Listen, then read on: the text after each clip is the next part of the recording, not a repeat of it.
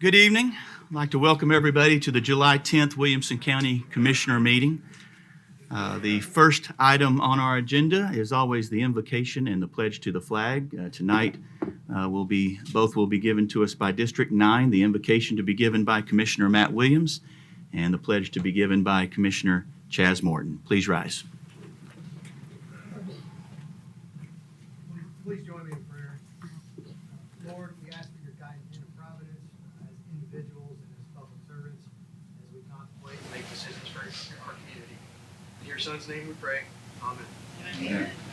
Join me in the pledge. I pledge allegiance to the flag of the United States of America and to the republic for which it stands, one nation, under God, indivisible, with liberty and justice for all. All right. I don't know, roll call is next, but we'll see how that goes. We've got a new system here, new microphones you may notice. There's no button for you to push. That will be done by Miss Diane Giddens here. I believe your screen is up now. If it is, if you'll hit your sign in button. Okay, record the vote, please, Mr. Whidbey. Oh, the roll, sorry. Yes, sir. 23 present with one absent. Commissioner Ricky Jones absent. That.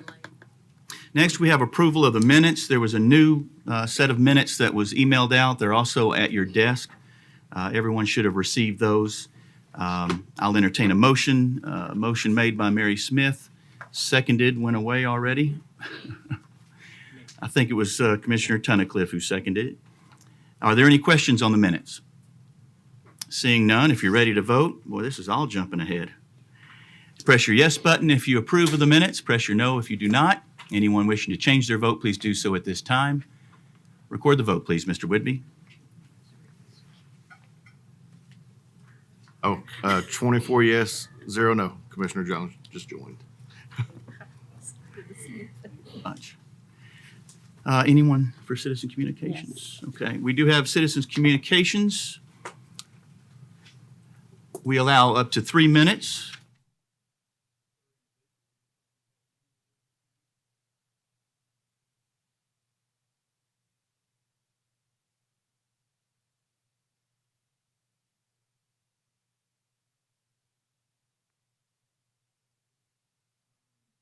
If this individual is ready to speak, Mrs. Tara Blue.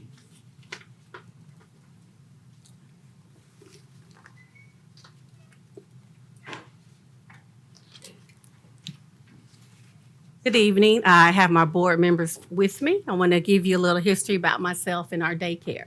My name is Tara Blue. I am the Executive Director of Community Child Care located in the Williamson County Services Complex on Folk Street.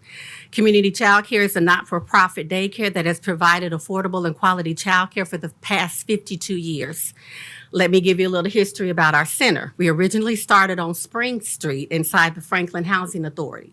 24 years ago, the former director, Hattie Baines, was approached by a county employee by the name of Al Ritter. He told Mrs. Baines that he would love to see the daycare moved to the complex area that was being built within the year. He also stated that the daycare would be in a safer location than where it is now. Currently, at the location where we are, there's a probation office, a DUI court, and a Mid-Cumberland Corrections Office located next to our daycare. I have met with the county officials to address my concerns that I have with these offices being next to a daycare. One, arrests are being made outside. Citizens that must report are brushing their teeth in front of our entry door. Citizens are changing clothes in the backseat of their cars. And when there's a DUI class, students are all over the parking lot and are dismissed during the closing hours of our center. Parents are not happy with what they see. When I met with the county officials almost 3 years ago, they since have placed 3 parking stalls that can be used for CCC patrons only. The maintenance department is always attentive to our needs. It takes a lot to run a daycare, and we must adhere to DHS rules, the fire department, and licensure rules, and we appreciate the men that tend to our building. But we're also very grateful for the annual funding we receive from the county. But I do not feel like I'm being heard. When I asked, is there a possibility for the probation offices to be moved, I received no discussion, but a certified letter from the county attorney stating that they are not going anywhere.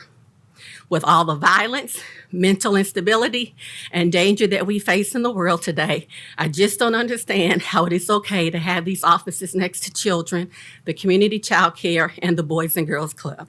Almost daily, we have at least 5 to 10 persons yanking on our doors, mistaking our center for the probation office. Yes, danger can be found anywhere. But just last Friday, a stranger jumped the fence of a daycare in Nashville and made it inside the building. Luckily, no one was hurt.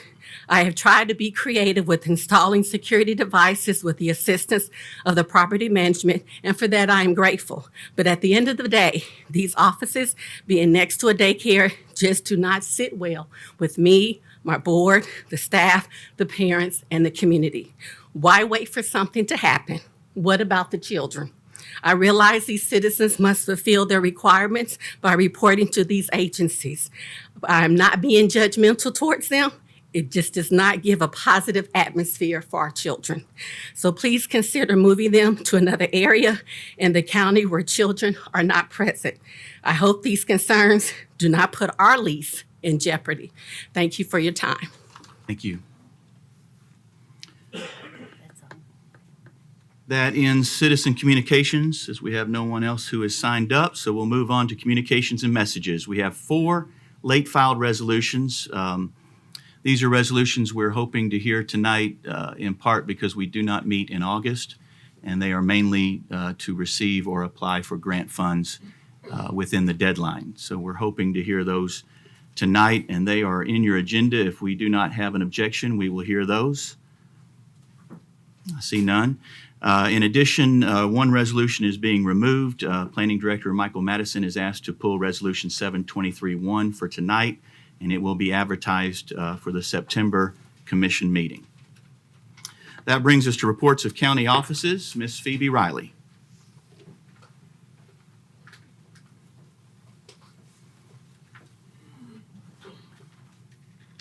Mr. Chair, and good evening. In your packet this evening, you will find a memo addressed to each of you. It is actually from me regarding the state's 3-star program. The program was developed in 1980 by the Office of Economic and Community Development, designed to help communities take advantage of economic development opportunities throughout the state. There are 3 requirements for membership in the program, which are outlined in the memo which you have in your packet. One of which is to provide a copy of the county's debt management policy, which is also included. It is attached, should be following in the memo. There have been no changes within the last year regarding our debt policy. The other 2 requirements that you will see listed on the memo is to acknowledge both from our office and letting you being able to be acknowledged and notified that an annual cash flow forecast must be prepared and submitted to the Comptroller's Office each year. We do that once a year when we issue or submit our balance or our budget to the state for approval. It is also a process that we do is required with each bond issue. So I just need to make you aware also that that is one requirement also for the 3-star program. The final requirement that I need to make you aware of for the 3-star program is that each office in the county is required to develop and document a system of internal controls, and those systems are reviewed by county audit during our annual financial process. I've included in your packets the month-end reports for the month of May.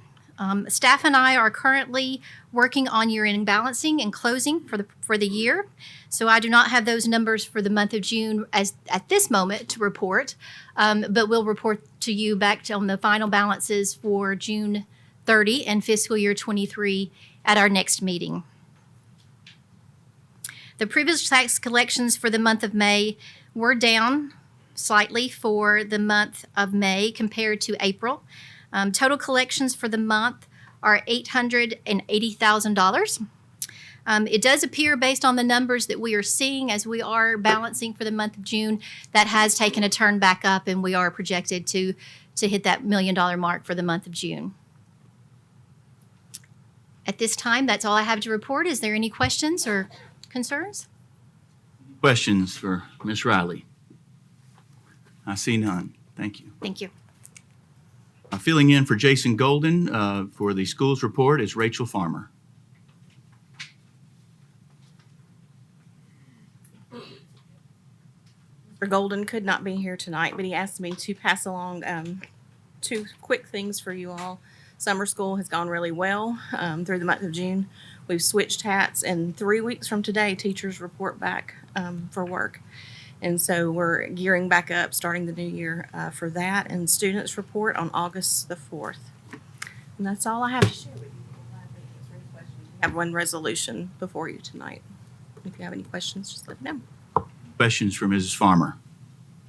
Yes. We've got one. Commissioner Mary Smith. Just a quick question. Do you have an idea what the enrollment looks like for this coming school year yet? We did not send out return to schools requests from parents until this week ago, weekend before last. And so we don't actually have all of the information yet. It looks like it's going to be on track. It'll be right around. It's at least we have 42,000 enrolled, and it'll be a little over that. Looking good for the teachers, no open spots. Are we going to have, okay. Any other questions? Commissioner Sanford. Is Arrington Elementary going to be open on time? That is the absolute goal. They are working night and day to make that happen. Other questions? I see none. Thank you. Next, we have the hospital report. Mr. Phil Mazuka.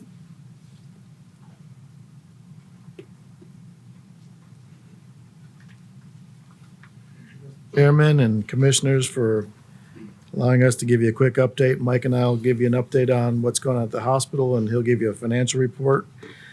Just a quick project update. Right now, we continue to work on our next phase of our emergency department, and that includes our 8-bed behavioral health pod and 2 exam rooms that are being renovated. Once it's done, we'll relocate the security office out of our emergency room conference room that was built. We're tracking for the end of September for this part of the project instead of mid-October like I reported last time. So it's a little bit ahead of schedule. And then the next phase after that for the ER is a continued renovation of the exam rooms. We will have a total of 37 exam rooms by the end of the year. So right now we haven't gained any rooms yet because of the renovations, but we'll go from 28 to 37 by the end of the year and ultimately 43 by May. For the OB unit, we're working on 4 labor delivery and recovery rooms. They'll be completed in the 3rd week of September, followed by 5 more LDRs by December 26th. In the West Tower, our framing and sheathing of the exterior is progressing really well. Exterior brick and stonework are making good progress, and that'll be completed by the end of January. The windows are being delivered, and installation will begin over the next 2 weeks. The West Tower glazing and dry-in will be complete by mid-November. Framing continues on all the floors of the West Tower as well as mechanical installation, and the project is still on schedule for May of 2024. With that, Mike. Thank you, Phil. Good evening, everybody. As I usually do, start on the stats. The stats are pretty much consistent with what we've had on a 13-month average. Admissions were just slightly below where we were when you combine the adult and the peds. Surgeries were pretty much flat, and then the ER was about 274 over budget. We generated just about exactly what we budgeted to do on net revenue, $26 million.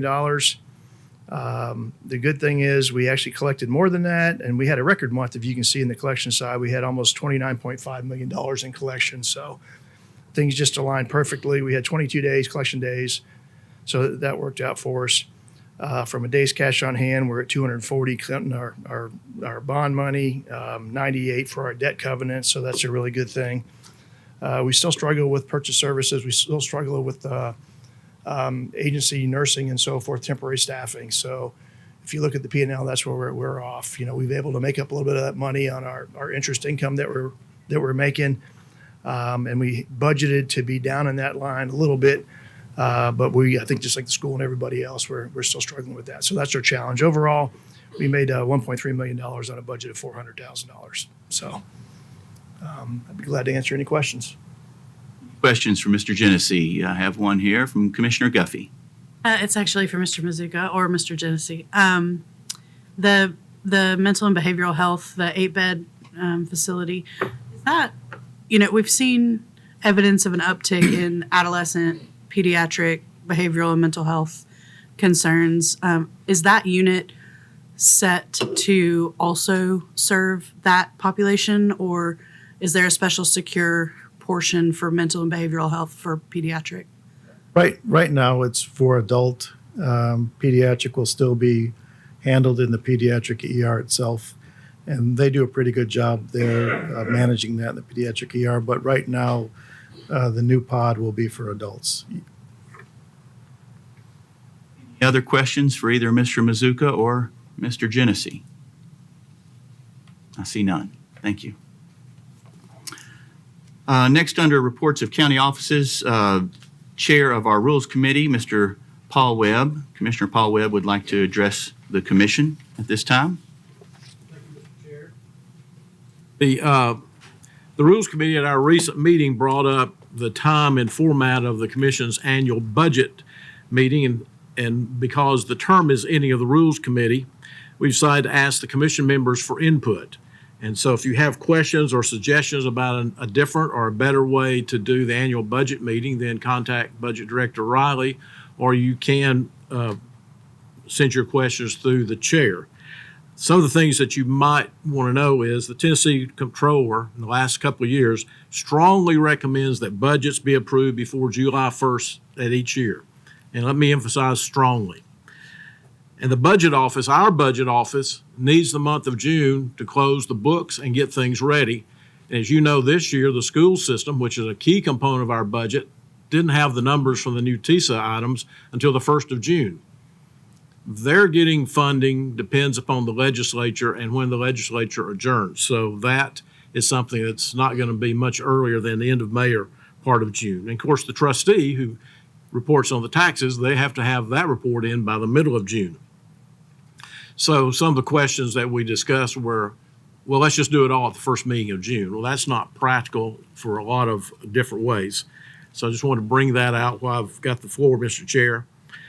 And so some of the suggestions that have been discussed were move our budget meeting to as late as we can in the month of June. We already do it the last Monday, move it later, and then go back to a full day meeting or start at noon and go till we end, and have some of the appropriations after we approve the budget like we did prior to this change. Those are just suggestions. What we'd like for you to do, because as you know, the Rules Committee ends next month, is we will have a new Rules Committee, and we want to bring that to the new Rules Committee when they meet in September or early October. So in the meantime, if you will discuss with Ms. Riley some of your ideas, if you have any questions, get the information you've got so that when the Rules Committee meets, they can hear what your suggestions are, make sure that it fits with what the Controller's Office is asking, as well as what Ms. Riley feels like is appropriate for her and her staff to have the budget numbers ready.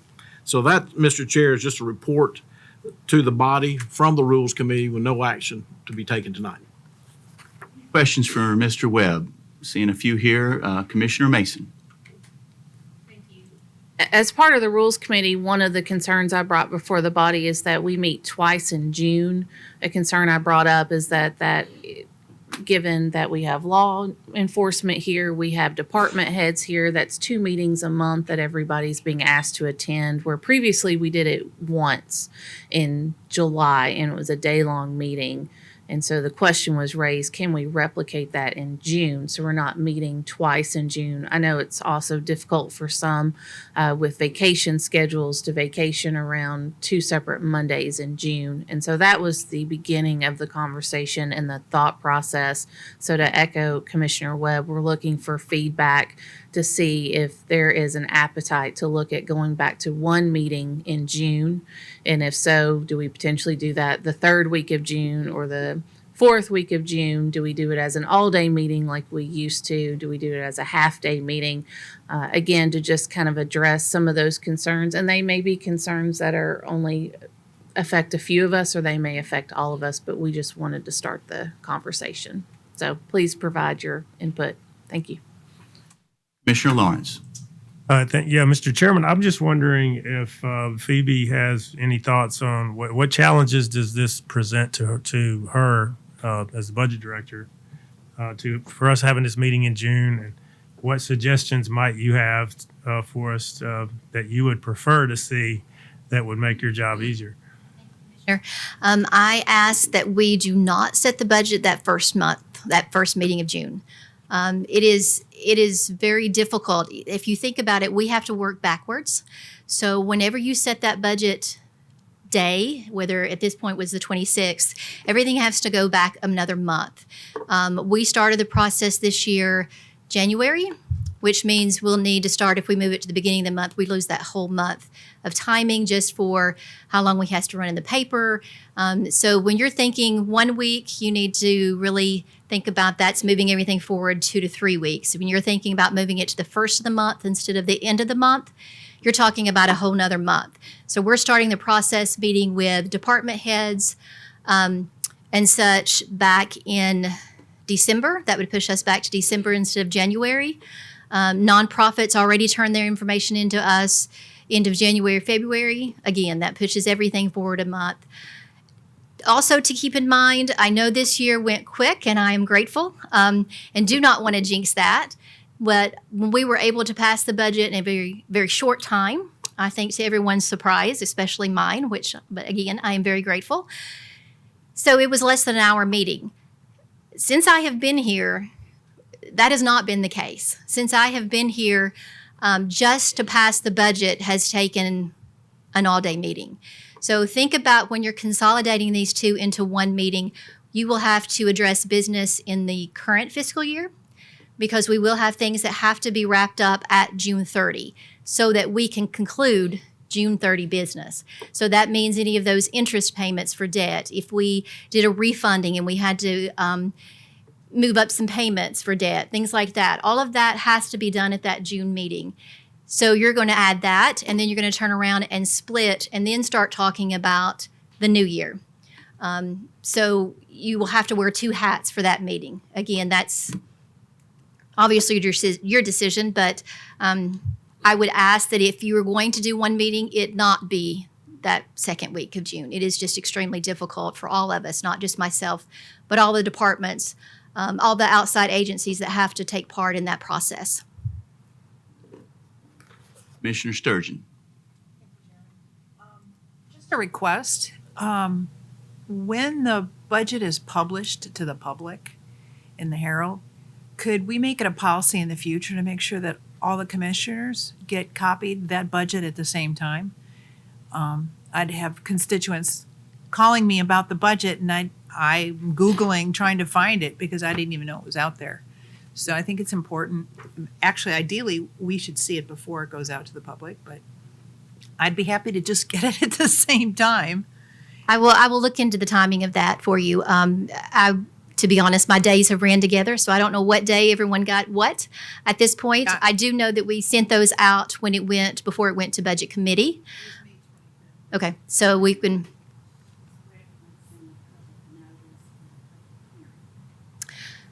That went out to the Herald, the newspaper. Okay. I mean, you don't know what you don't know. Right. I mean, I didn't know. Okay. Kind of got blindsided on that one. But the other thing is you're saying that you think it takes too much time to go through the business usually to get it all done in one day in June? Yes, ma'am. If you're going to combine both June business for that fiscal year and the next year. Again, this year it went quickly, but I have sat in a room where that has taken an all-day process, especially if there is some controversial items. If you remember, I think our June meeting, we were here till at least my bedtime. I don't know about everyone else's. So if we have another one of those in June, we will not be able to get, and we cannot adjourn. If it puts on the agenda and says we're going to pass the budget, we're here to pass the budget. If that means we watch the sunrise together, we do. Thank you. Any other questions? I think if you have a suggestion or a strong opinion on this, direct those to Mrs. Riley.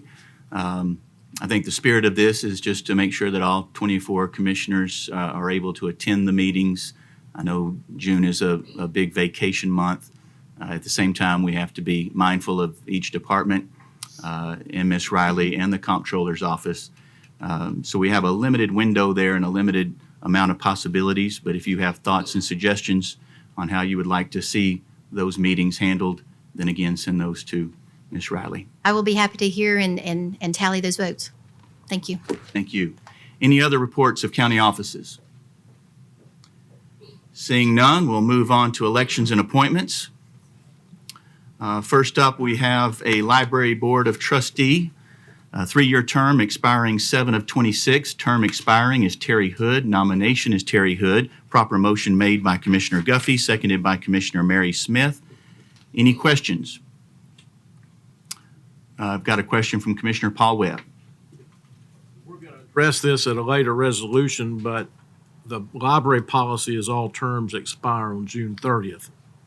And I didn't catch this when we put this out, so I would go to council. How do we address that? Just make a note that the term expires on June 30th, 2026.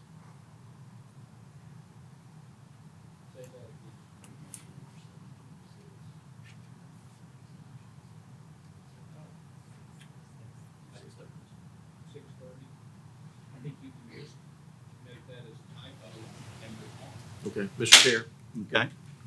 If everyone is fine as noting that as a typo, this term will expire instead of 7 of 26, 6 of 30. I'm sorry. 6 of 26, yeah. Any other questions? Seeing none, if you're ready to vote, if you're in favor of this nomination, signify by pressing your yes button. Any opposed, your no. Anyone wishing to change their vote, please do so at this time. Record the vote, please, Mr. Whitby. 24 yes, 0 no. Nominee, motion passes. Nominee is accepted. Now we move on to our rotating committees. This is the time of year where we take a short recess and we break up into district pairs. So districts 1 and 2, districts 3 and 4, districts 5 and 6, and so on. We'll get together for a 10-minute or so recess to make your nominees for Rules Committee, Steering Committee, Human Resources Committee, and Parks and Recreation Committee. In your packet, you should have received a list that shows who is eligible for which committee and who is not. Use that as a guide. And then when we reconvene in 10 minutes, I'll ask that one spokesperson from each paired district recite the nominees for each committee, and we will vote on them individually, each committee individually. So with that, we will take a short recess of 10 minutes.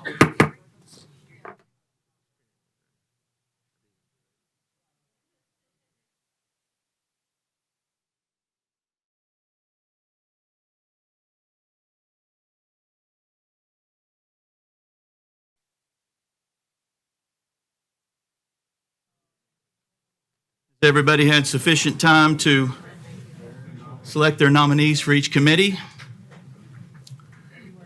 Assuming so, we will take each committee one at a time. We'll start with the Rules Committee. I will call out for the district pairing, and if the spokesperson for that district pairing will give us the nominee for that committee, we'll write those down and then we'll vote on them as a whole. So starting out with Rules Committee, districts 1 and 2. Lisa Hayes. Districts 3 and 4.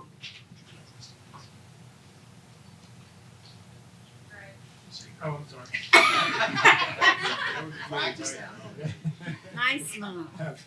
Greg Lawrence for that one? That was, yeah, Rules would be myself, Greg Lawrence. Okay. Districts 5 and 6. Mary Smith.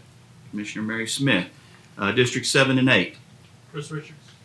Commissioner Chris Richards. His name wasn't added for this, was it? He's bacon. Yeah. Just call me bacon. Districts 9 and 10. Commissioner David Landrum. Commissioner David Landrum. And then for District 11 and 12. Proud to nominate Steve Smith. Commissioner Steve Smith. So for the Rules Committee, we have Commissioners Lisa Hayes, Commissioner Greg Lawrence, Commissioner Mary Smith, Commissioner Chris Richards, Commissioner David Landrum, and Commissioner Steve Smith. I'll entertain a motion. We'll voice this one. I've got a motion from Commissioner Hayes, a second from Commissioner Lawrence. Any questions? This will also be a voice vote. All those in favor signify by saying aye. Aye. Any opposed? We have our Rules Committee for the next year. Next is our Steering Committee, Districts 1 and 2. Commissioner Herbert, Judy Lynch Herbert. Commissioner Judy Herbert, Districts 3 and 4. Commissioner Mason. Commissioner Mason, Districts 5 and 6. Commissioner Sanford. Commissioner Sanford, Districts 7 and 8. Drew Torres. Commissioner Drew Torres, Districts 9 and 10. Commissioner Megan Guffey. Commissioner Megan Guffey, and Districts 11 and 12. Commissioner Brian Clifford. So for the Steering Committee, we have Commissioners Judy Herbert, Jennifer Mason, Greg Sanford, Drew Torres, Megan Guffey, and Brian Clifford. I'll entertain a motion. Got a Clifford. Okay. Yeah. We've got a proper motion made by Commissioner Greg Lawrence and seconded by Commissioner Tunnicliffe. Any questions? Seeing none, if you're in favor, signify by saying aye. Aye. Any opposed? And our steering committee has been appointed. Human Resources Committee, Districts 1 and 2. Commissioner Ricky Jones. Commissioner Ricky Jones, Districts 3 and 4. Commissioner Stresser. Commissioner Stresser, Districts 5 and 6. Commissioner Nations. Commissioner Nations, Districts 7 and 8. Barb Sturgeon. Commissioner Barb Sturgeon, Districts 9 and 10. Commissioner Matt Williams. Commissioner Matt Williams, and Districts 11 and 12. Sean Iola. So our Human Resources Committee nominees are Commissioners Ricky Jones, Pete Stresser, Aaron Nations, Barb Sturgeon, Matt Williams, and Sean Iola. I'll entertain a motion. Commissioner Mary Smith makes the motion, seconded by Commissioner Sanford. If there are no questions, if you are in favor, signify by saying aye. Aye. Any opposed? And our Human Resources Committee is established. Parks and Recreation Committee, Districts 1 and 2. Myself, Commissioner Hester. Commissioner Hester, Districts 3 and 4. Commissioner Graves. Commissioner Graves, Districts 5 and 6. Commissioner Webb. Commissioner Paul Webb, Districts 7 and 8. Commissioner Tunnicliffe. Commissioner Tunnicliffe, Districts 9 and 10. Commissioner Chaz Morton. And Districts 11 and 12. Commissioner Bennett. So our Parks and Recreation Committee nominees are Commissioners Betsy Hester, Jeffrey Graves, Paul Webb, Tom Tunnicliffe, Chas Morton, and Brian Bethard. I'll entertain a motion. So moved. Motion made by Commissioner Tunnicliffe, seconded by Commissioner Webb. If you're in favor, signify by saying aye. Aye. Any opposed? Motion passes. So that is our rotating committees. We now move on to the consent agenda.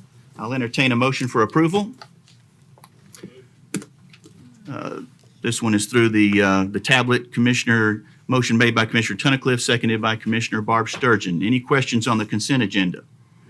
If not, I assume you're ready to vote. If you are in favor, signify by pressing your yes button. Any opposed, your no. Anyone wishing to change their vote, please do so at this time. Record the vote, please, Mr. Whitby. 24 yes, 0 no. We have no unfinished business, and the zoning resolution that was originally filed has been withdrawn with the potential of coming back in September. So on to appropriations with our first resolution, Resolution 723-2, resolution requesting and intend to fund for $16,252,690 for the Williamson County Board of Education 23-24 capital needs. Proper motion made by Commissioner Herbert, seconded by Commissioner Steve Smith. School Board was 11-4, 0 against. Budget Committee was 3-4, 0 against as amended. Explanation, please, Commissioner Herbert. This resolution is for an intent to fund the Board of Education capital needs in the amount of $16,252,690. And I also want to do a motion to amend to $13 million. The Budget Committee agreed on this, that they felt like the remainder, the other $3 million could be taken out of the fund balance like the rest of the departments. And I think Superintendent Golden has also submitted a breakdown of how they plan on doing it if it's the 13 million. We have a proper motion made by Commissioner Judy Herbert, seconded by Commissioner Guffey. Any questions on the amendment? We have a question or two here. First one up is Commissioner Barb Sturgeon. I just want to understand how you came up with 13 million. Had almost 3 million in their fund balance extra, and we felt like if they wanted the extra amount, they could take it out of their fund balance.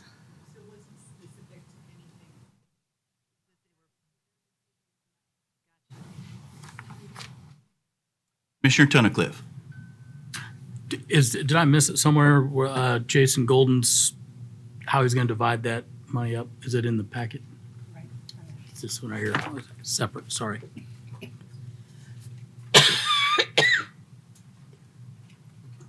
Thank you. Commissioner Lawrence. Yeah, I have a question maybe for Rachel.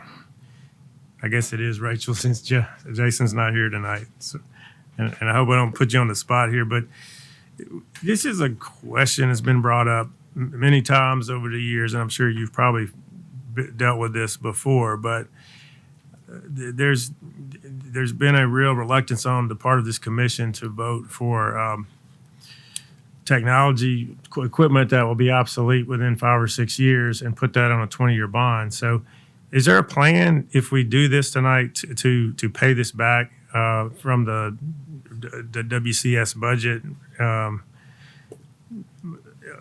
a short-term basis to cover some of that technology? Or do you just plan on us voting on this to put the whole thing on a 20-year bond? A lot of the technology that you see within this is networking, which is going to last longer than 3 or 5 years. It's the wiring to get what we need in order to support some of the other items, including some of our safety items that we need. And so as far as, is there a plan to pay it back? I wouldn't necessarily say pay it back, but we have reduced in areas for things like computers. In looking at the reduction, I figured that would be one of the questions, is one of the areas where we did reduce from where we originally started. And so some of those items that we felt like we may be able to pull into our general budget, we're paying for it out of that as opposed to this. That's the game plan. The computer portion, is that about 3 million? Okay. All right, that answers my questions. Commissioner Torres. Chairman, Rachel, thanks for sending me the line item breakdown this morning. I appreciate it. I went back and was just comparing what we approved at the May meeting. And at that time, that proposal was amended for 3.1 for safety and security, which was approved, and capital expense. Now we're asking for another 2.2, which is fine. At that same meeting, we amended it to not do the networking, to not do the computers. We approved a $2.1 million appropriation for HVAC. And I see on this one, this is for 1.4. So I'm trying to just understand the additional needs today versus what we approved in May. And then similar to what Commissioner Lawrence just asked is, I see two lines, one that's vehicles for $225,000 and one that says other capital outlay. So can you just help us reconcile that? Sure. I'll start with the last one first. The vehicles are related to maintenance. We're picking up with additional schools. We're having to pick up some additional hubs, and so we need additional vehicles for that. We also have, I believe it is a supply truck. It's a larger truck that we're having to replace. The other capital is furnishings within all of our buildings. So we repair what we can, and then at some point we do have to replace. And so that's anything from students' desks to cafeteria tables. And so that is an annual item we put in to be able to supply those kind of purchases. We came with we have two different capital items that we bring before you. One is what's on the 5-year capital plan. Those are the known needs that we have and that we've planned out. The second, the annual capital items, are things that have come out throughout the year. We may have emergency situations that occur. And so we didn't necessarily have them on a 5-year capital plan. And so these are items that we have now identified that in the next year we're either going to have to replace, repair, but they're still capital items. So what you passed previously, you did make some cuts. These are not the same items. These are different items. Does that help? Commissioner Richards. Any of these, the cut from 16 million to 13 million, affect the safety and the security at the buildings? The line items, if you looked in detail, safety is listed, but what's the items that are safety were related to key fobs within interior doors in the classrooms. And so the reason for the fob itself as opposed to a key, every room can be secured. The fob allows a quicker, and it also allows for us to then identify who used the fob to open a door. So it's a security item, but it is not putting someone's life necessarily in danger. But would that be under technology? It is part of the technology. Any other questions on the amendment? Commissioner Mary Smith. Just to clarify, because I got the list here. So we are not going to be taking financing or taking debt out for the computers. That's something you guys are going to be able to pay for out of your fund balance. So everything else on that itemized list is really what we're looking to, to fund. Okay. Thank you. Commissioner Tunnicliffe. I just kind of want to go on record as saying I totally disagree with cutting the fobs. I just think that is a huge security thing. Having talked to Fletch at schools and how important that was to him, I think cutting those out of the budget is a major issue for me, and I just want that to be out there because security should be our utmost importance right now based on what's going on. Thank you. Commissioner Aaron Nations. But you're not telling us that would be the specific line item that gets cut if we reduce the budget, right? Or reduce the request? Back and talked and knew that we were going to have to cut $3 million out. That is one of the, not necessarily, but that is one of the items that came up that could be reduced because it enhances security, but it does not totally secure. Up. Why would the schools not use their fund balance to go ahead and pay for those fobs? That's why, potentially we will, but that's why when we reduce, we're like, well, we can reduce here. The other items, we can't do without HVAC if HVAC is not working. If a roof needs repair, we've got to repair those things. So priority-wise, what's truly going to allow school to happen versus not, that's where the decisions will be made. Another question, but just as a pause here, just as a reminder, this body does not have the ability to line item veto or make changes to what will be budgeted or not. It's fine to ask questions. Just wanted to remind the commissioners of that. Commissioner Herbert.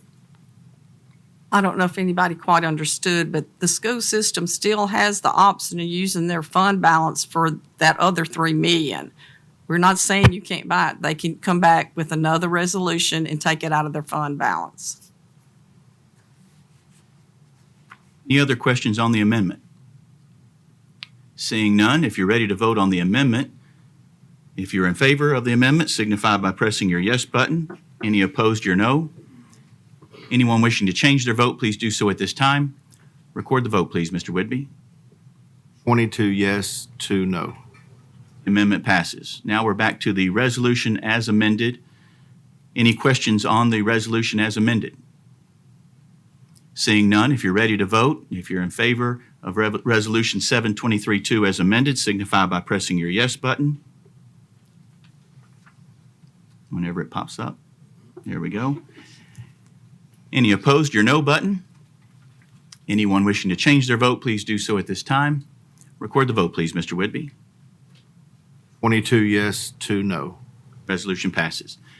Resolution 723-3, resolution appropriating $2,300,000 of adequate school facilities privilege tax funds and approving the related operating transfers for 23-24 general debt service expenditures. Proper motion made by Commissioner Herbert, seconded by Commissioner Aaron Nations. Budget Committee was 3-4-0 against. Explanation, please, Commissioner Herbert.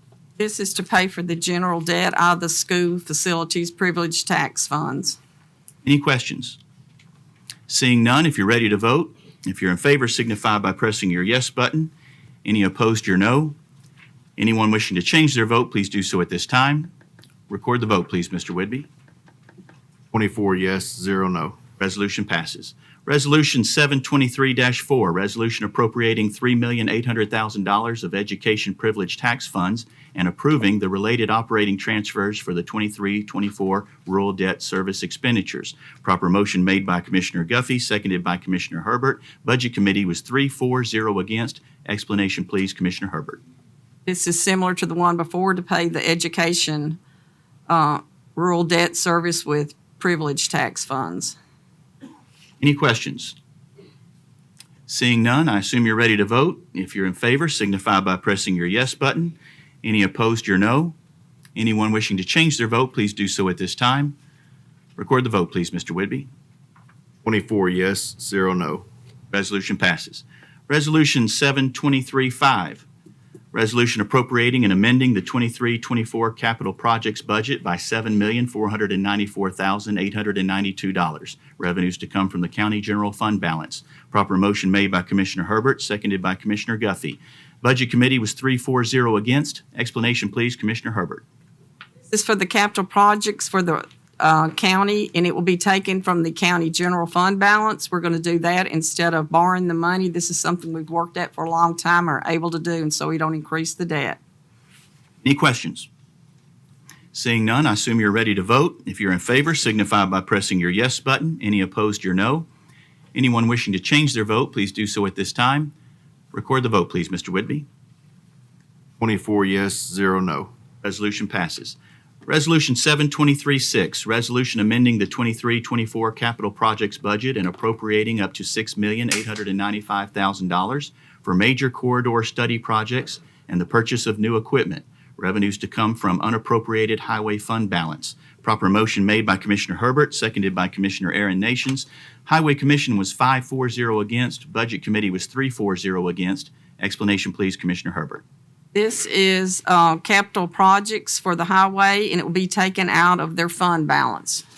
Any questions? I got a question from Commissioner Sturgeon. Director, can you explain what the major corridor study is going to be? And didn't we do one just a couple years ago?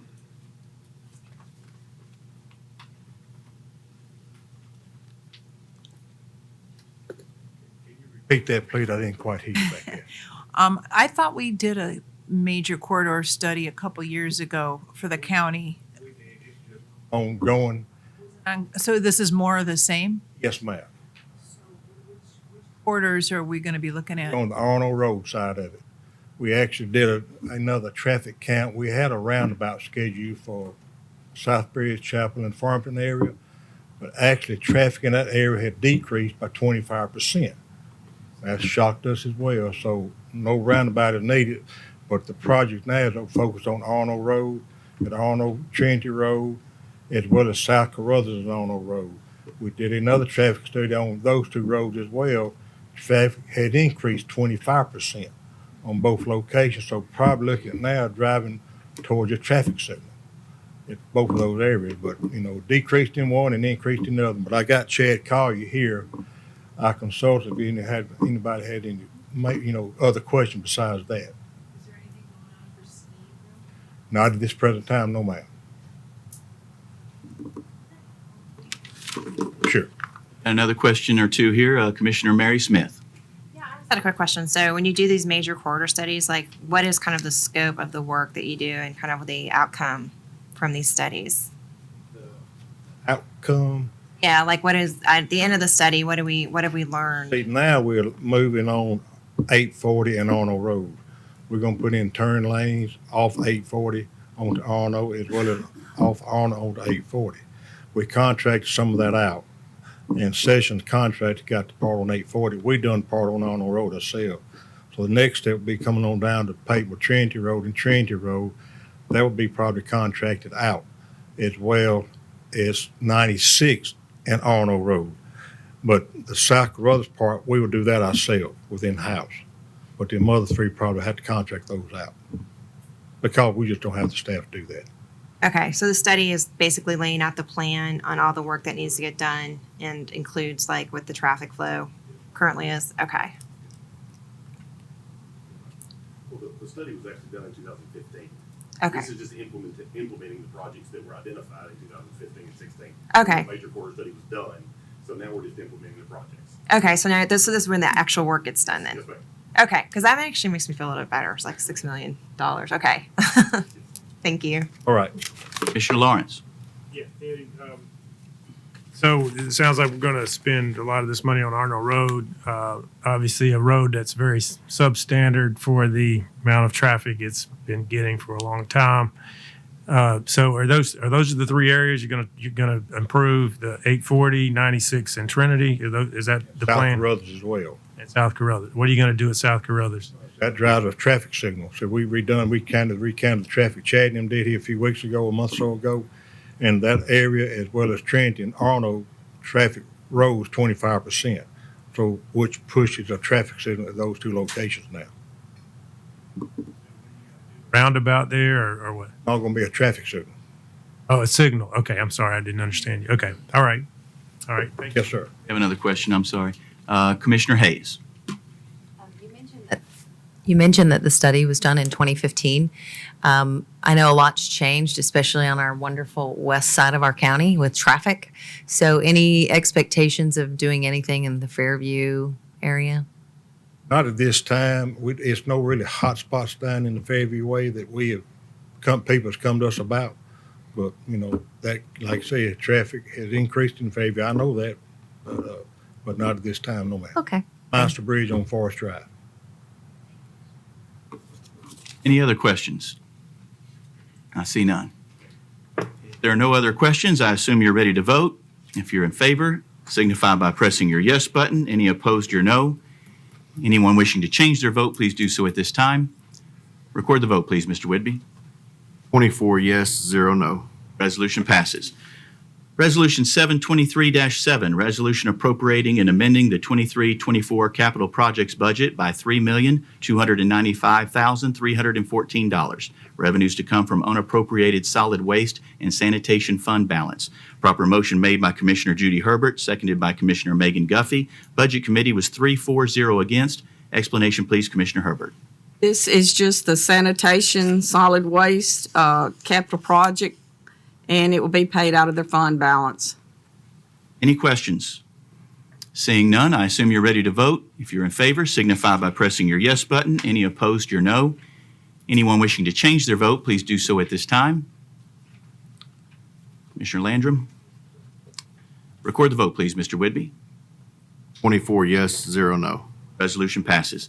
Resolution 723-8, resolution appropriating and amending the 23-24 capital projects budget by $500,000 for the purchase of various parks and recreation equipment, revenues to come from recreation privilege tax funds. Proper motion made by Commissioner Herbert, seconded by Commissioner Sturgeon. Budget Committee was 3-4-0 against. Explanation, please, Commissioner Herbert. This is the same as the other. It's for the capital projects for Parks and Rec, and it'll be taken from the recreation privilege tax funds. It's also for improvements at Castle Park. We have a question from Commissioner Mary Smith. Yeah, that's my question about Castle Park. Just wondering if you could give a little bit more detail about those improvements. Yes, ma'am. At this particular time, last year we tried to concentrate on infrastructure with electricity and roads for better ADA accessibility, even though it's not 100% ADA compliant. We still have issues to try to solve with controlling some of the rain issues.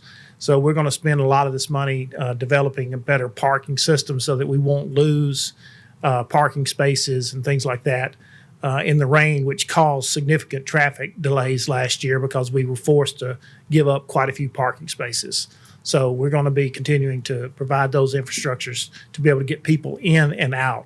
You're not going to necessarily see any real physical improvements on the parts of the festival grounds other than just the parking. So we're going to concentrate on that mostly. Still see holding limits to the daily attendance, like you did a little bit to kind of control some of the traffic this last Yeah, year? it all is really based on the number of people that we can park, and we did everything based on an average of 3 people per car.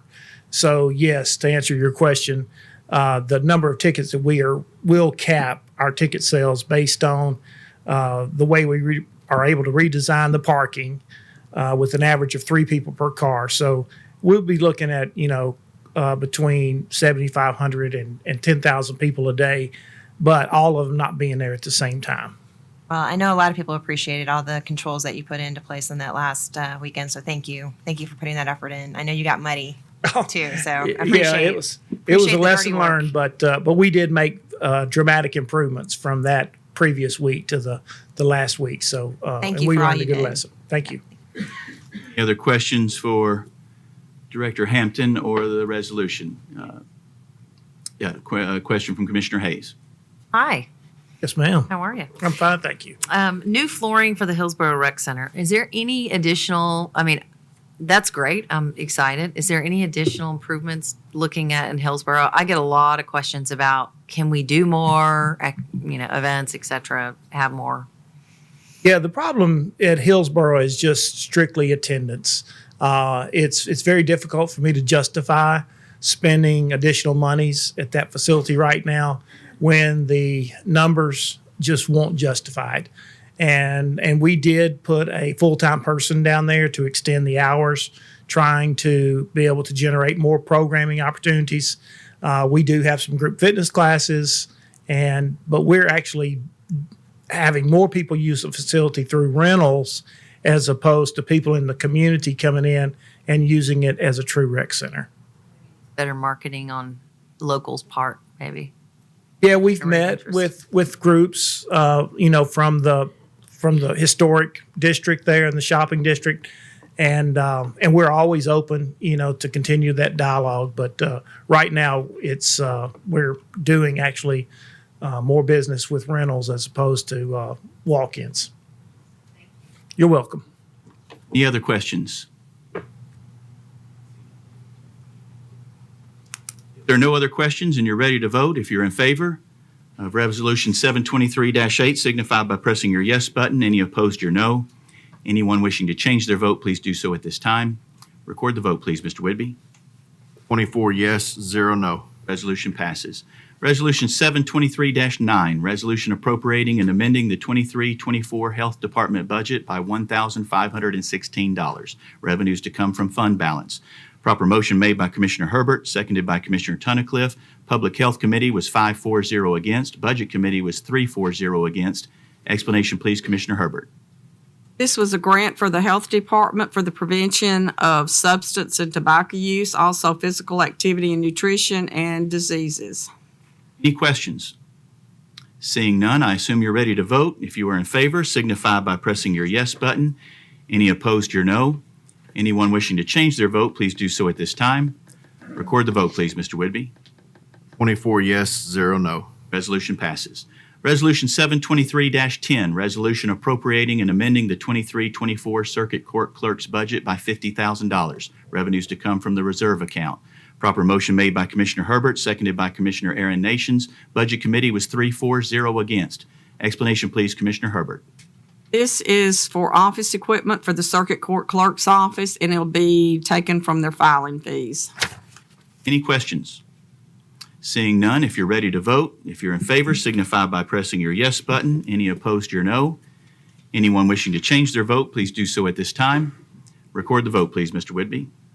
24 yes, 0 no. Resolution passes. Resolution 723-11, resolution appropriating and amending the 23-24 County Clerk's budget by $50,000. Revenues to come from the reserve account. Proper motion made by Commissioner Judy Herbert, seconded by Commissioner Ricky Jones. Law enforcement on this one was, did they meet? Okay, they didn't. Just Budget Committee, okay. Budget Committee was 3-4-0 against. Explanation, please, Commissioner Sturgeon. Is that the case with all these coming up? We're on 11. Right. So that's not law enforcement committee. Yeah, I think I had it down by accident. Explanation, please. Okay, I'll do the explanation. It is for the computer and printing equipment for the county clerk's office, and it'll be taken from the filing fees. Any questions? Seeing none, if you're ready to vote, all those in favor signify by pressing your yes button. Any opposed, your no. Anyone wishing to change their vote, please do so at this time. Record the vote, please, Mr. Whitby. 24 yes, 0 no.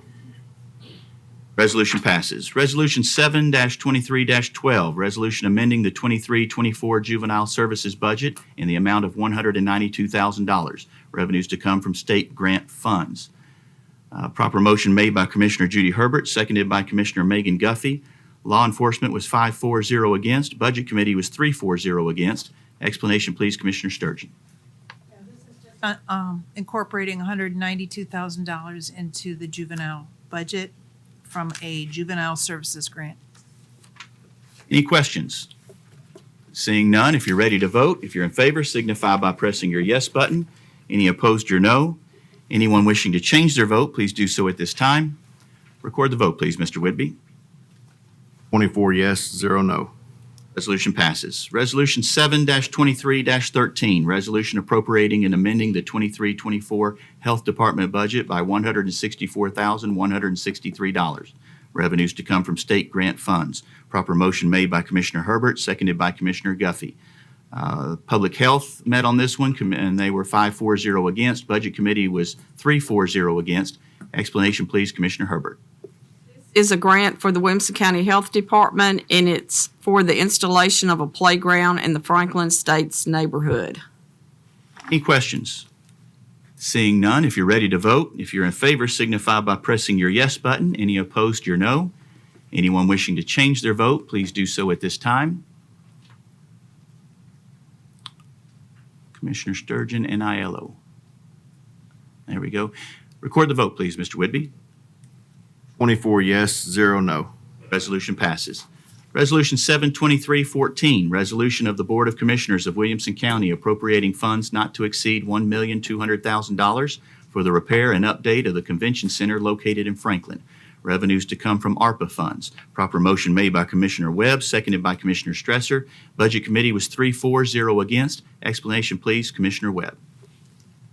We're responsible for part of the renovations and upkeep of the convention center, and so this 1.2 million is half. The city of Franklin will pay the other half. This comes from ARPA because ARPA recognized that during the pandemic, tourism revenues were severely reduced, and so it's for projects like this to maintain, not build, but maintain tourism entities, as well as address some of the pandemic items such as giving them more space, providing for hand washing stations, et cetera, from the lessons learned during the pandemic. Questions?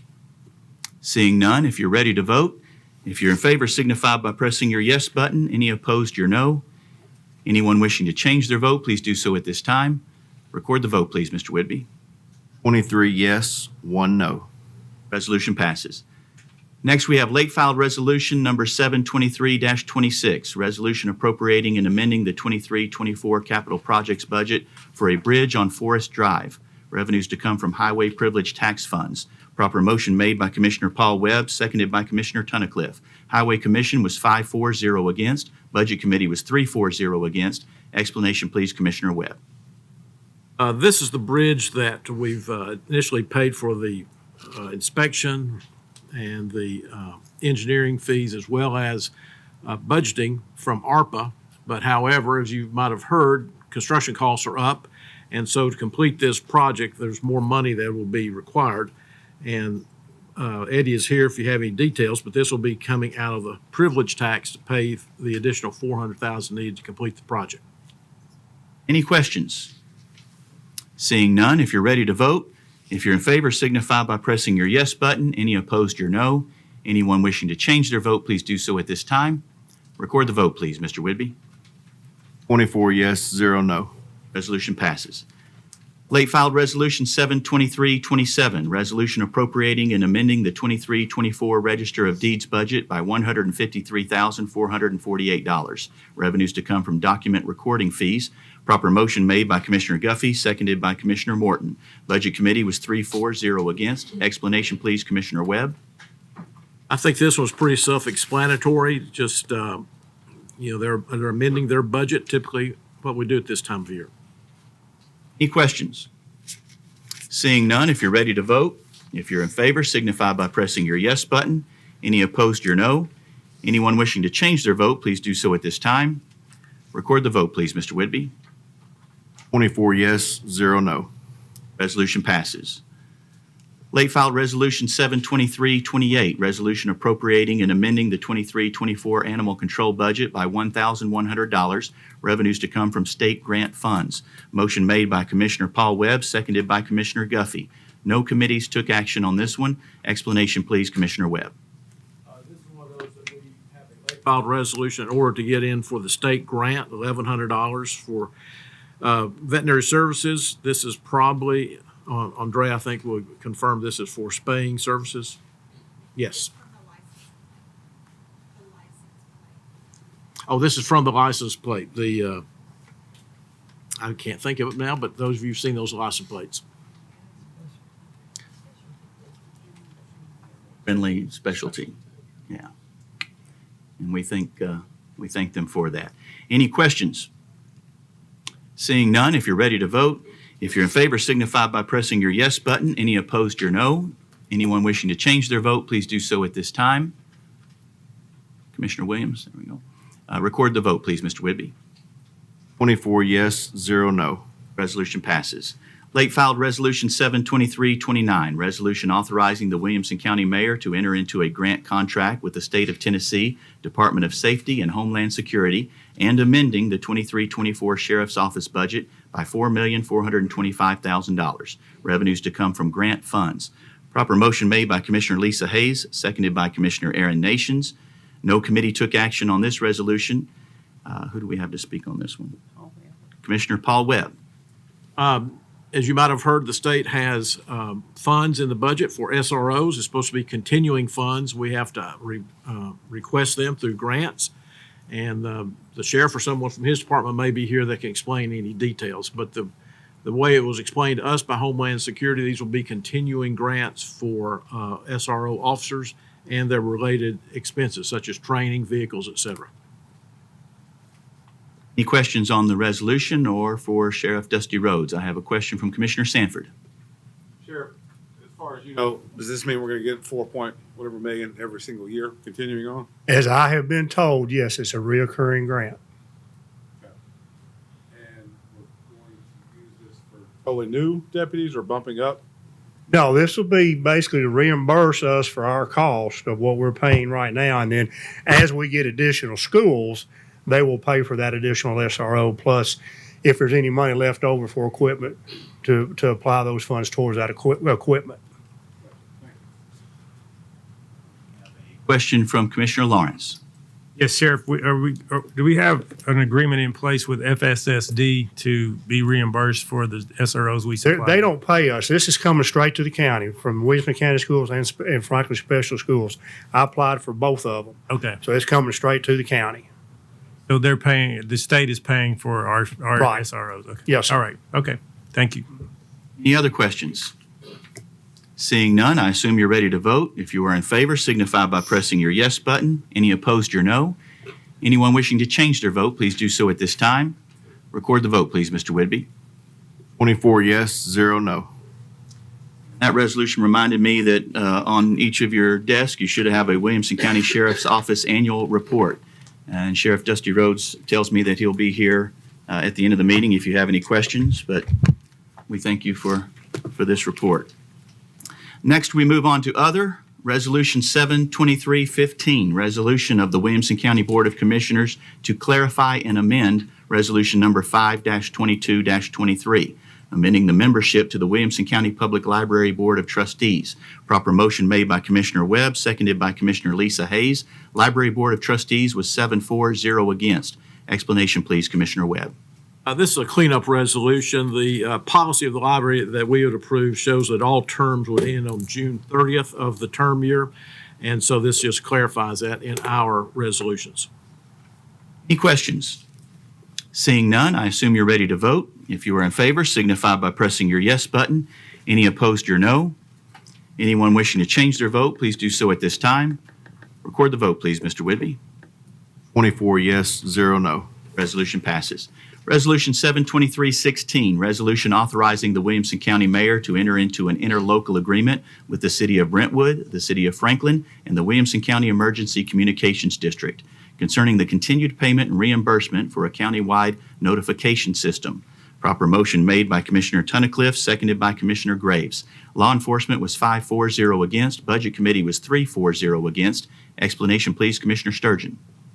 Yeah, this is an agreement on a joint cooperation for countywide communications district for high-speed notification.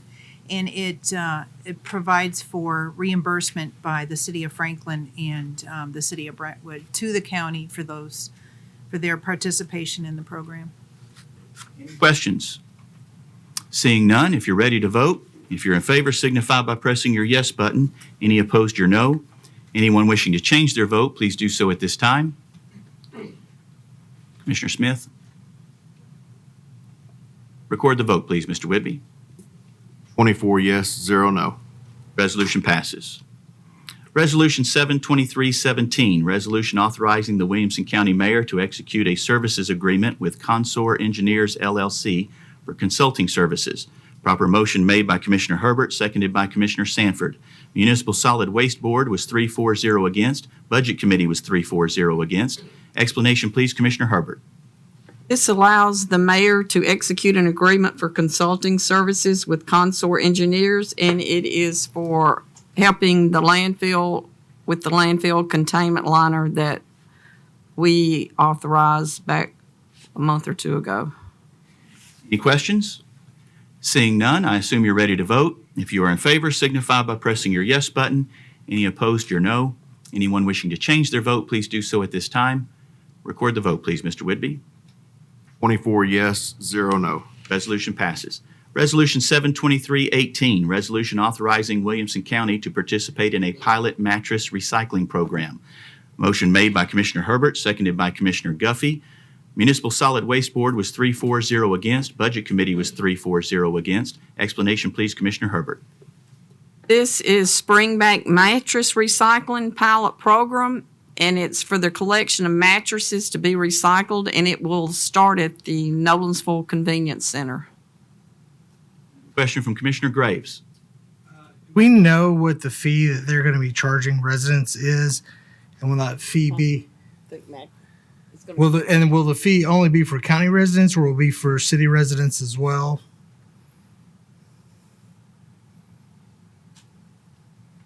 Fee will be $20 per item. So if you bring a box springs and a mattress, it'll be $20 for each, and it will be for everybody that comes and brings a mattress. I have a question from Commissioner Sanford. Are we doing something to get the word out there for the county? Yes, sir. The pilot program is not scheduled to start for at least 2 or 3 more months. The educational part of it, the signage, all the information stuff is going to be first. Wow, countywide. Thank you. Question from Commissioner Jennifer Mason.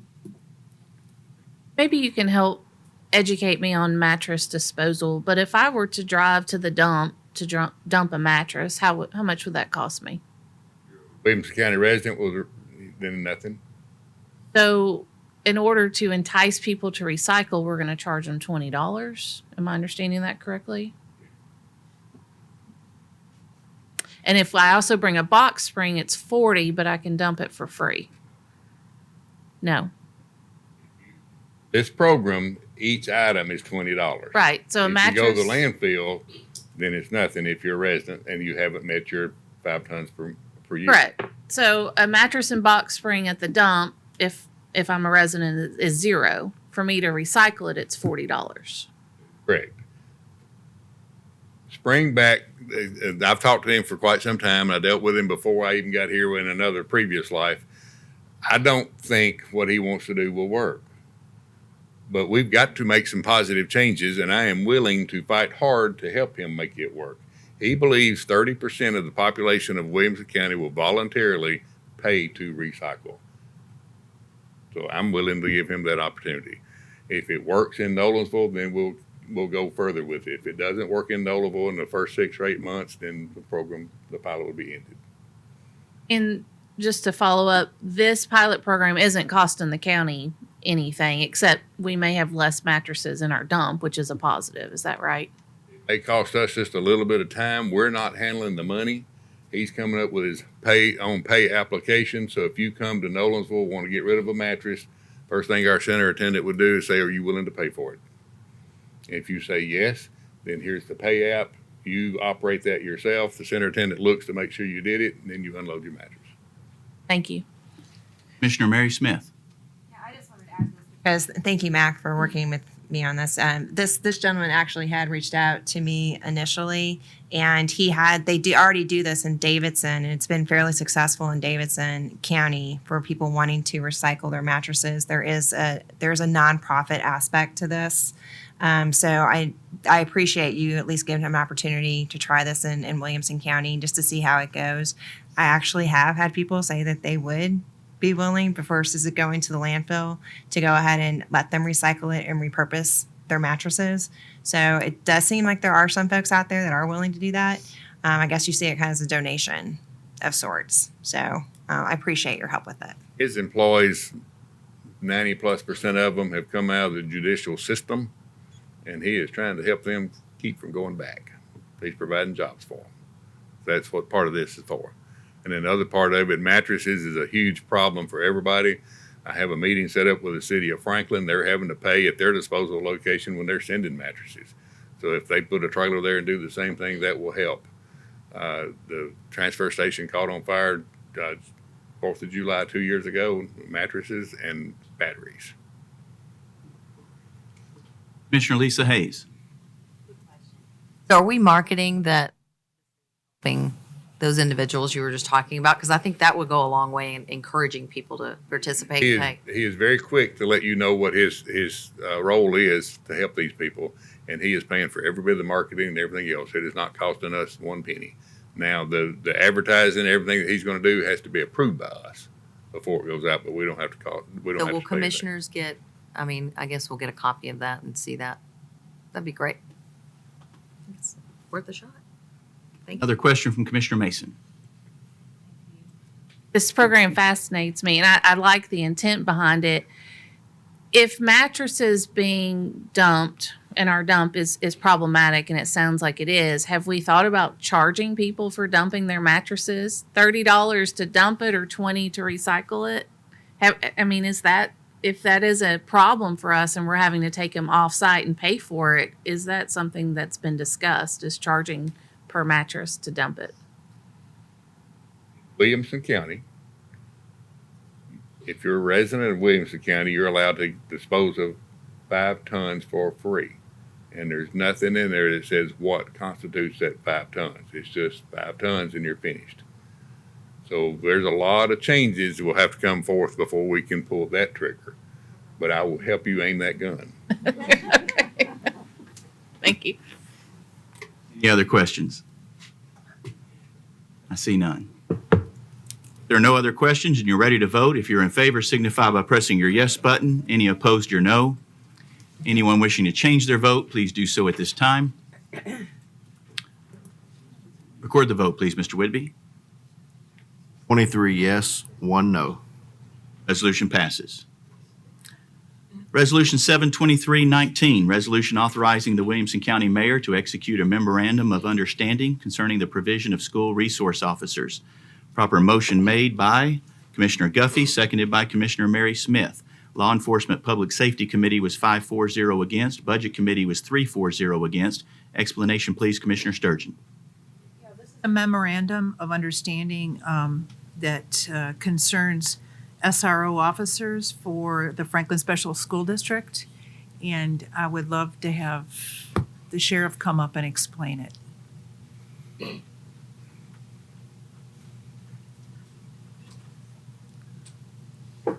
Well, it's just a memorandum of understanding we sign every year with Franklin Special Schools. We have to do one with them, have to do one with Williamson County Schools, and then the state has required us to do one with the state. So I'm not sure just which one this one is. I just So we provide their SRO officers. we provided their SRO since 2016, after Sandy Hook. The county commission voted to do that for Williamson County and Franklin Specials. So we've been doing this since 2016. Yes, ma'am. And that'll be the same as I think Ms. Lawrence was talking about earlier. They will be getting, we're getting the money straight from the state. It doesn't even go through Franklin Special School District. All right. Anything else? Yeah, this is for both Williamson County Schools and FSSD. Any other questions? Seeing none, if you're ready to vote, if you are in favor, signify by pressing your yes button. Any opposed, your no. Anyone wishing to change their vote, please do so at this time. Record the vote, please, Mr. Whitby. 24 yes, 0 no. Resolution passes. Resolution 72320, resolution authorizing the Williamson County Mayor to sign a contract with the State of Tennessee Department of Children's Services for the provision of juvenile detention services. Motion made by Commissioner Lisa Hayes, seconded by Commissioner Megan Guffey. Law Enforcement Public Safety was 5-4-0 against. Budget Committee was 3-4-0 against. Explanation, please, Commissioner Sturgeon. Authorizing our county jail to house juveniles in our detention center that may be from outside of our county. And we get reimbursed by the state $178.90 per child per day. Any questions? Seeing none, if you're ready to vote, if you are in favor, signify by pressing your yes button. Any opposed, your no. Anyone wishing to change their vote, please do so at this time. Record the vote, please, Mr. Whitby. 24 yes, 0 no. Resolution passes. Resolution 72321, resolution authorizing the Williamson County Mayor to enter into an agreement with Emerga Trust to provide emergency medical services to prison inmates in the custody of the Williamson County Jail or the Williamson County Sheriff's Office. Proper motion made by Commissioner Mary Smith, seconded by Commissioner Tom Tunnicliffe. Law Enforcement Public Safety Committee was 5-4-0 against. Budget Committee was 3-4-0 against. Explanation, please, Commissioner Sturgeon. Medical group of doctors named Emerga Trust to treat our prison inmates at a certain discount. Any questions? Seeing none, if you're ready to vote, if you are in favor, signify by pressing your yes button. Any opposed, your no. Anyone wishing to change their vote, please do so at this time. Record the vote, please, Mr. Whitby. 24 yes, 0 no. Resolution passes. Resolution 72322, resolution authorizing the Williamson County Mayor to enter into an agreement with the Williamson County Hospital District doing business as Williamson Health to provide emergency medical services to prison inmates in the care and custody of the Williamson County Jail or the Williamson County Sheriff's Office at a discounted rate. Proper motion made by Commissioner Lisa Hayes, seconded by Commissioner Jeff Graves. Law Enforcement Public Safety Committee was 5-4-0 against. Budget Committee 3-4-0 against. Explanation, please, Commissioner Sturgeon. Yes, this is authorizing an agreement with Williamson County Hospital to provide medical services for our prison inmates at a 65% discount. Any questions? Seeing none, got a question from Commissioner Clifford. Just curious, is that 65% regardless of who the inmate is? So for instance, if I have insurance coverage and I'm in prison, I still get 65% off as well? It's 65% for those that are not insured or that their insurance will not cover while they're locked up. Some of the insurance come while they're in our custody, they're not going to pay for anything. Any other questions? Seeing none, if you're ready to vote, if you're in favor, signify by pressing your yes button. Any opposed, your no. Anyone wishing to change their vote, please do so at this time. Record the vote, please, Mr. Whitby. 24 yes, 0 no. Resolution passes. Resolution 72323, resolution authorizing the Williamson County Mayor to enter into an interlocal agreement with the City of Franklin concerning reimbursement for the purchase of software licenses and related subscription fees on behalf of Franklin's police and fire departments. Proper motion made by Commissioner Greg Sanford, seconded by Commissioner Tunnicliffe. Law Enforcement Public Safety Committee was 5-4-0 against. Budget Committee was 3-4-0 against. Explanation, please, Commissioner Sturgeon. This is a resolution authorizing an agreement with the City of Franklin so that they can reimburse us for field operation licenses that their police department uses. So it's just a pass-through. Any questions? Seeing none, if you're ready to vote, if you're in favor, signify by pressing your yes button. Any opposed, your no.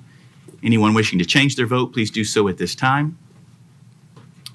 Commissioner Landrum, and record the vote, please, Mr. Whitby. 24 yes, 0 no. Resolution passes.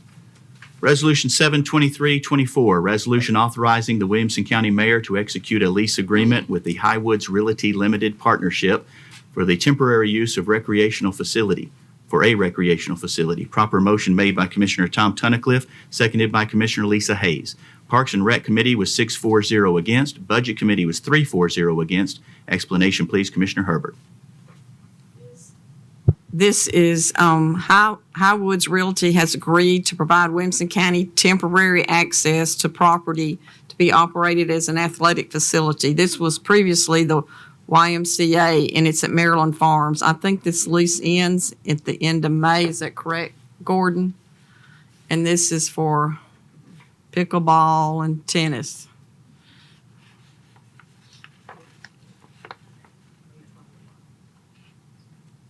So, yes, ma'am, that is correct. We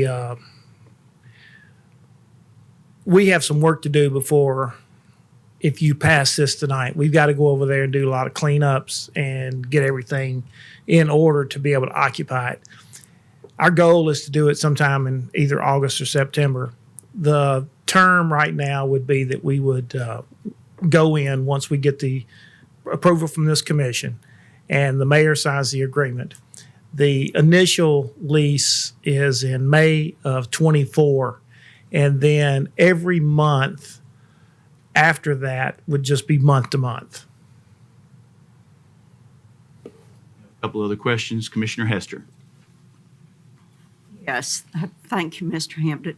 Will this be indoor and outdoor tennis courts available? Yes, ma'am, that's correct. So if you're familiar with Maryland Farms, in the past, it was a full-service YMCA that had all the services there. We're only going to occupy the tennis courts outdoors and indoors. We're going to take some of those tennis courts and turn them into pickleball courts, which did not exist under the previous YMCA operation. So, yes, ma'am, that is exactly what we're planning on doing. Jennifer Mason. Pretty much answered my question. My question was, is this going to address the lack of pickleball courts that we hear about quite often in Williamson County? Will this provide some relief for those individuals that are desperate for pickleball courts? Yeah, actually what we're doing, there are 4 tennis courts there now that are in a pretty much a state of disrepair for tennis. We're going to get those converted over with just new paint and convert those 4 tennis courts into 8 pickleball courts. We're also going to take 3 indoor tennis courts and paint them with pickleball lines, which will create 6. So we'll operate a total of 14 pickleball courts all day long. And to go along with the 4 courts that we currently have in Brentwood, those will be the only other pickleball courts serving that part of the county. And we will collect revenue through memberships, or how will that work?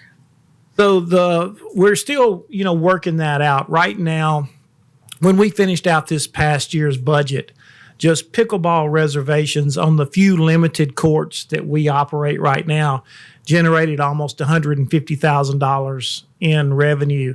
And those are just reserved through our accounts, through the ActiveNet system. So right now what we're going to do is we're not really going to charge a annual fee, because it really is not good business sense for us to do that, because Highwoods could actually get someone to come in at any moment to tell them that they want to develop the property.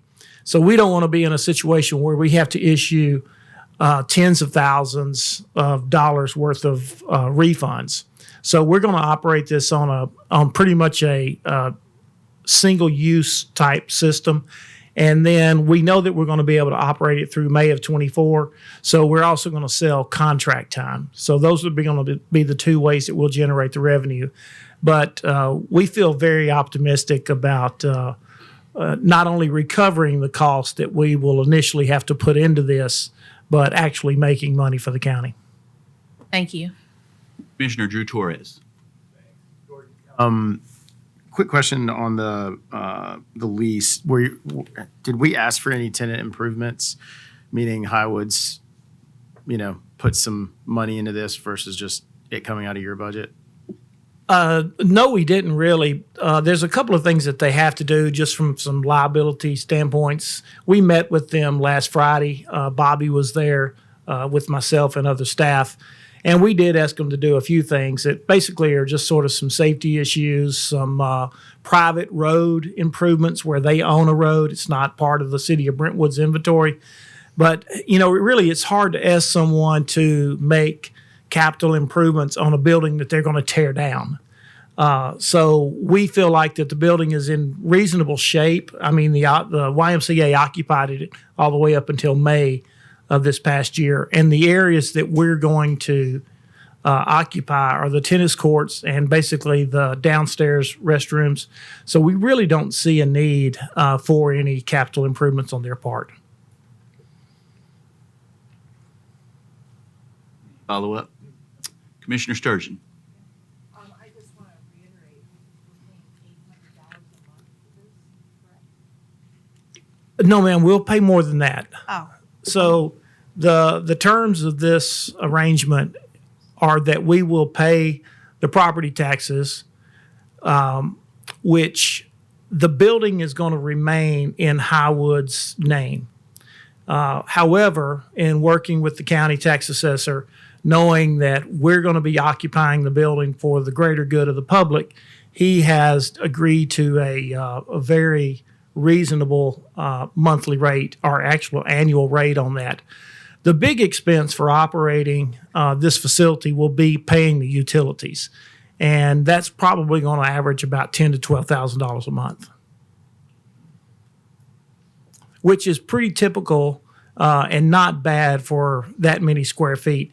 To put it in perspective, the indoor sports complex that we operate with the pool, indoor tennis courts, and everything like that, our utilities there, which also include a pool with the pumps that never stop running, are about $18,000 a month. So it's right in line.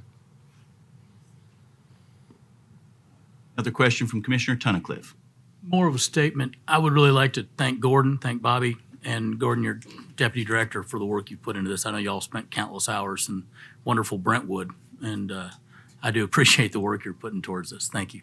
You're very welcome. We just feel like it's going to serve the greater good, and I think the folks in Brentwood will appreciate this not going offline. Commissioner Mary Smith. That long term, because I know that they, like you said, Highwoods could turn around and tear it down, and we only have it till May. What does the long term look like? Because if 14 pickleball courts all of a sudden disappear, what do we do next? Because then we have a lot of people upset about that. That's a good question I don't know the answer to. Currently, we have an offer on the table with the city of Brentwood to partner for an indoor court facility, and that is part of the capital projects that we submitted in our budget this year. The city of Brentwood has tabled that. They've taken that offer and have formed a committee in understanding, the need to get an answer back from them before we go to bond. I asked that they would try to get some resolution on that to make a decision on whether or not they want to continue with this partnership. So they put something out there, and their commission agreed to get the findings from this committee back by the end of October. If the city of Brentwood decides to go through with the partnership that was proposed, then yes, there would be a facility that we would work on with them. They would split the cost with us. Any other questions? See none. With no other questions, if you're ready to vote, if you're in favor, signify by pressing your yes button. Any opposed, your no. Anyone wishing to change their vote, please do so at this time. Record the vote, please, Mr. Whitby. 24 yes, 0 no. Resolution passes. Resolution 72325, resolution amending the rules, regulations, and procedures of the Williamson County Board of Commissioners concerning the provision of public comment. Proper motion made by Commissioner Paul Webb, seconded by Commissioner Judy Herbert. Rules Committee was 4-0 against. Explanation, please, Commissioner Webb. Thank you, Mr. Chair. As you may know, the state legislature passed new rules requiring public comment at all meetings. And so if you look at the resolution in the body, you'll see the recommendation from the Rules Committee. It's very similar to what we use, except 15-minute time limit versus 30 is number one. Item number two, we'll have to provide a sign-up sheet at least 5 minutes before the beginning. That is a requirement that we have to provide a sign-up sheet. And then request to speak will be honored on the sign-up sheet, much like we do at this meeting. And during that 15-minute time period, we would use the same format we use here. Public comments on item number 4, 3 minutes per person. No personal attacks. That comes right out of our rules book. And then the committee chairperson, in this case, would have the right to rule any person out of order. This follows the outline set up by the legislature, and our legal counsel can advise you on any details if you have any questions. Any questions? Seeing none, if you're ready to vote, if you're in favor, signify by pressing your yes button. Any opposed, your no. Anyone wishing to change their vote, please do so at this time. Record the vote, please, Mr. Whitby. 24 yes, 0 no. Resolution passes. Before we adjourn, Commissioner Tom Tunnicliffe wishes to speak. All right, y'all, it's that time of year again. You've gotten an email from me about volunteering for the county fair. We are ready for it, as it says, 9 days of fun, August 4th through the 12th.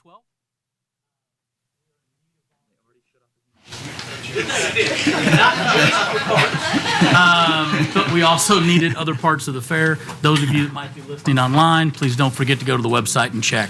But thank you for those of you that have signed up, and I hope to see the rest of you sign up soon. And with that, I'd like to also thank the Sheriff's Department and their deputies for being here tonight. If there are no other matters to come before this board, I'll entertain a motion to adjourn. We are adjourned.